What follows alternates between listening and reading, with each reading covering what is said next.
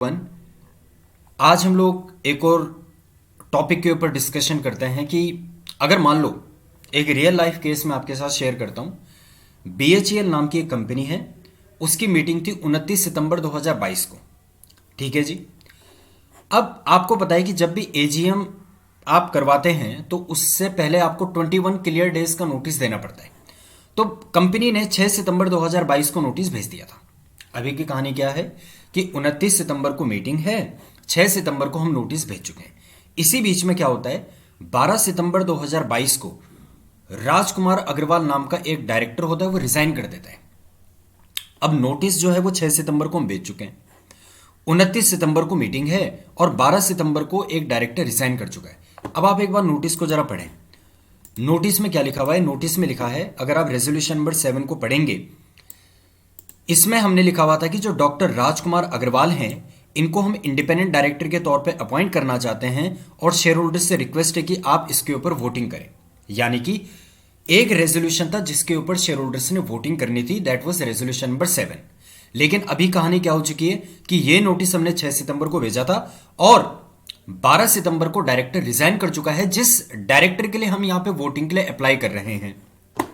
तो अब क्या होना चाहिए भाई? अब आपसे अगर मैं पूछूं कि ये जो नोटिस का ये रेजोल्यूशन नंबर 7 है, क्या इसके ऊपर अभी भी हम शेयर होल्डर से वोटिंग करवा सकते हैं? The answer is no. क्या फायदा होगा वोटिंग करवाने का जब वो पर्सन है ही नहीं जिसके लिए हमें वोटिंग करवानी है। अब नोटिस ऑलरेडी जा चुका है, नोटिस ऑलरेडी डिस्पैच हो चुका है। 29 सितंबर को मीटिंग है, 12 सितंबर को डायरेक्टर रिजाइन कर चुका है। तो अब हम क्या करें? हमें शेयर होल्डर को दोबारा से इंटीमेट करना पड़ेगा। क्या इंटीमेशन हम लोगों ने दी, एक बार ये देखते हैं कि इंटीमेशन हम लोगों ने क्या दी शेयर होल्डर्स को, उसको थोड़ा समझते हैं। देखो, यहां पे हमने कहा update on notice of 58th annual general meeting of हम लोगों ने क्या अपडेट दिया था? हम लोगों ने अपडेट दिया update on notice of 58th annual general meeting of Bharat heavy electricals limited. इसमें क्या लिखा है? इसमें लिखा हुआ है कि भाई Bharat heavy electricals limited had issued notice dated August 26 2022 for convening 58th annual general meeting of the company scheduled to be held on Thursday September 29 2022 at 10 AM। ठीक है, दिस एंड दैट कह रहे हैं कि नोटिस हम 6 सितंबर को भेज चुके थे। Subsequent to dispatch of notice of AGM का नोटिस भेजने के बाद doctor Rajkumar Agrawal, independent director on the board of the company, उसने रिजाइन कर दिया और उसकी जो रेजिग्नेशन की इंटीमेशन है वो हमें 12 सितंबर को मिलती है। Accordingly necessary communication was filed to stock exchange this and that. अब देखो यहां पे क्या कहता है, in view of the above item और रेजोल्यूशन नंबर 7। रेजोल्यूशन नंबर 7 मतलब जो आपको पता है ना, ये नोटिस में था रेजोल्यूशन नंबर 7। अब वो कह रहे हैं कि resolution number 7 of the AGM notice pertaining to appointment of Dr. Rajkumar Agarwal as an independent director has become inoperative and stands withdrawn. Accordingly, the aforesaid item, resolution number 7 of the AGM notice, will not be considered for e-voting by the member of the company. Declaration of e-voting result by scrutinizer or for any other purpose ancillary or incidental thereto. तो ये हमने क्या करा simply कि भाई हमारे सामने एक सिचुएशन आ चुकी थी। 29 सितंबर को हमारी एजीएम थी, 6 सितंबर को नोटिस ऑलरेडी डिस्पैच कर चुके थे, 12 सितंबर को एक डायरेक्टर रिजाइन कर चुका है जिसके लिए हम शेयर होल्डर से वोटिंग करवाने वाले थे।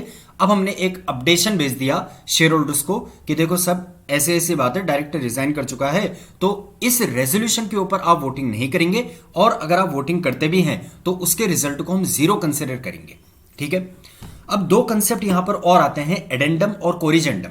एक बार एडेंडम को थोड़ा समझते हैं। एडेंडम का क्या मतलब है? अगर गूगल मीनिंग इसका आप देखें, an item of extra information that is added to something. अब एडेंडम का भी मैं एक एग्जांपल आपको दे देता हूं। इस एडेंडम का क्या मतलब हो गया? कुछ ऐड करना, जो ऑलरेडी हमने नोटिस भेज रखा है। मान लो ये नोटिस भेजा हुआ है, इस नोटिस में हमें लगता है कि यार कुछ और इंफॉर्मेशन है जो हमें ऐड करनी चाहिए, तो हम एडेंडम टू नोटिस भेजते हैं। ठीक है, इसका भी एग्जांपल देखो। अभी कोई company HDFC ERGO general insurance करके है, addendum to 11th annual general meeting. इन्होंने क्या करा? इन्होंने एडेंडम करा, एक आइटम इन्होंने ऐड कर दिया। देखो क्या कर रहे हैं ये कह रहे हैं further the above notice is hereby given that that at the set meeting following special resolution will also be ट्रांसैक्टेड।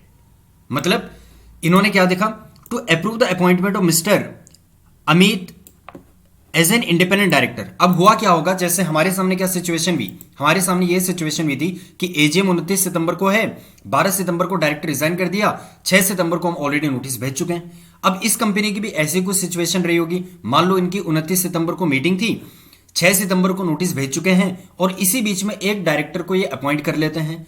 अब लगे हाथ ये सोचते हैं कि चलो भाई शेयर होल्डर से अप्रूवल ले लेते हैं इंडिपेंडेंट डायरेक्टर के रिगार्डिंग। तो अब इन्होंने क्या कर दिया, एक एक्स्ट्रा रेजोल्यूशन ऐड कर दिया अपने नोटिस में। तो जब हम ऐड करते हैं, ऑलरेडी नोटिस जो हमने सेंड कर रखा है उसमें जब हम कुछ और इंफॉर्मेशन को ऐड करते हैं तो उसे हम कहते हैं एडेंडम टू नोटिस। तो ये एग्जांपल आपने देख लिया, to approve the appointment of this as an independent director, ठीक है, to consider and if thought fit to pass with or without modification the following resolution as an special resolution। और ये resolution उन लोगों ने यहां पे ऐड कर दिया। तो ये होता है एडेंडम का एग्जांपल। एडेंडम के बाद एक और टर्म यहां पे आता है corrigendum, corrigendum to the notice. इसका क्या मतलब होता है, कोरिजेंडम का मतलब होता है a thing to be corrected, typically an error in the printed book. मान लो कि हमने एजीएम का नोटिस भेजा और नोटिस में हमने लिख दिया कि भाई जो हम डिविडेंड देंगे वो 25% का डिविडेंड देंगे, लेकिन एक्चुअल में जो डिविडेंड हमें देना था वो 30% का डिविडेंड देना था। अब ऑलरेडी जो इंफॉर्मेशन है 25% की वो गलत है, हमें उसे करेक्ट करना है। तो उस सिचुएशन में हम क्या टर्मिनोलॉजीज को यूज करेंगे, कोरिजेंडम। तो जैसे बीएचईएल ने क्या करा, बीएचईएल ने यहां पे अपडेट भेजा है। तो अगर मान लो बीएचईएल ने नोटिस में कोई इंफॉर्मेशन रखी थी, वो इंफॉर्मेशन गलत है, अब उस इंफॉर्मेशन को करेक्ट करने के लिए तो हम यहां पे अपडेट वर्ड यूज नहीं करते, हम लिखते corrigendum to the notice of 58th annual general meeting of the BHEL. अगर मान लो हमें कोई रेजोल्यूशन ऐड करना था तो हम यहां पे क्या लिखते हैं, हम लिखते हैं addendum to notice of 58th annual general meeting of Bharat heavy electricals limited. तो ये टर्मिनोलॉजीज मैंने यहां पे आपको एक्सप्लेन कर दी है कि एडेंडम का क्या मतलब होता है, कोरिजेंडम का क्या मतलब होता है और अपडेट करने का क्या मतलब होता है।